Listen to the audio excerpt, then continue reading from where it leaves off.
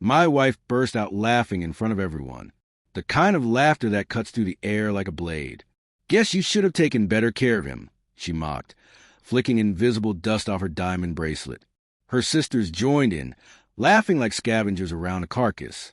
The lawyer fidgeted, clearly uncomfortable, shuffling his papers. My wife leaned back in her chair, smug and self-satisfied. She thought she'd won. But I didn't even blink. I'd been waiting for this exact moment, far longer than she could ever imagine. Actually, the lawyer began, and that single word shattered the air like breaking glass. 3 years before that day, I had carried her father to bed the first time his legs gave out. He had once been a towering man, the kind who could silence an entire boardroom with a single look. But in his final years, he'd become fragile, forgotten. His daughters couldn't stomach that version of him. Too messy, too real. So they left him in my care, the son-in-law, the outsider.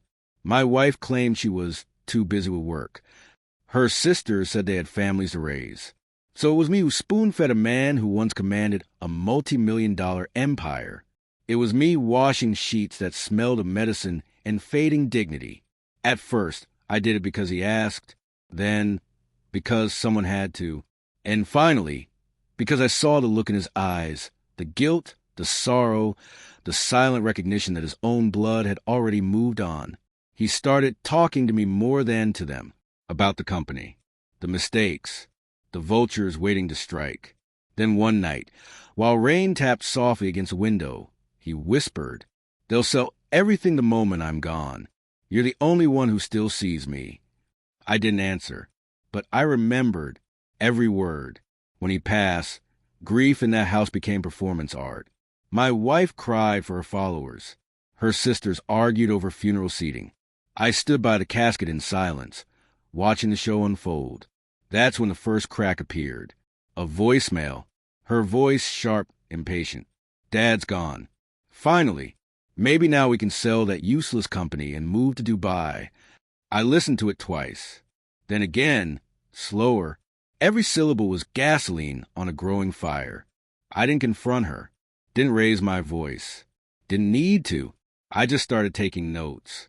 She thought I was broken after the funeral, distant, numb. I let her believe that. It gave me time. I met with her father's attorney, his oldest confidant. The man remembered me from those long nights at the hospital. He said I reminded him of the man her father used to be, careful, methodical. We spent months combing through documents, trust funds, shares, and legal clauses. Everything looked clean, until it didn't. Hidden deep in a corporate filing, I found it, a clause transferring full control of the company to the caretaker responsible for his final estate. She had signed that very document herself when we admitted him to palliative care.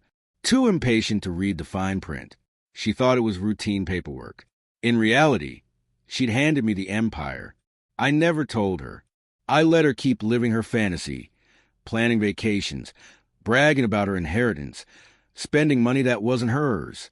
The farmhouse? That was part of the will, too. A leftover asset. She mocked it every chance she got. "Guess you'll be fixing tractors while I'm running board meetings," she laughed.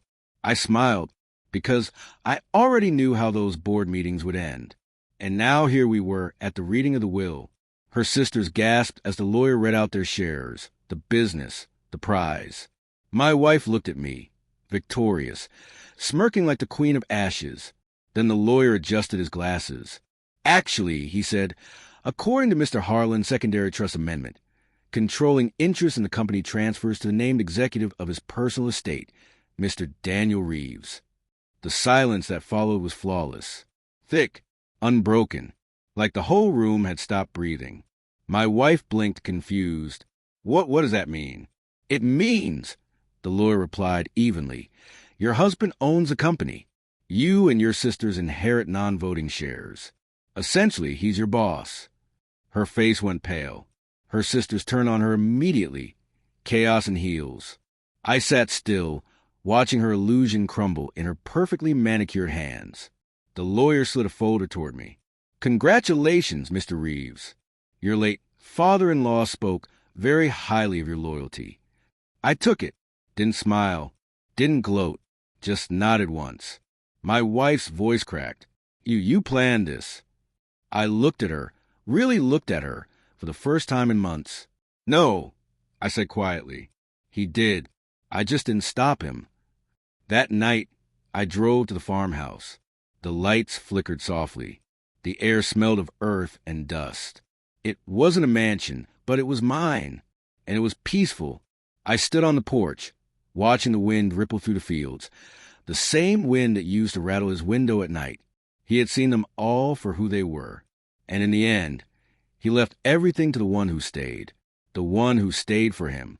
My wife always used to say, "Money changes people." She was right. It just showed me who I'd been all along. As moonlight brushed over the deed in my hand, I whispered what I never said at his funeral. "Thank you. And yes, I took care of her, too."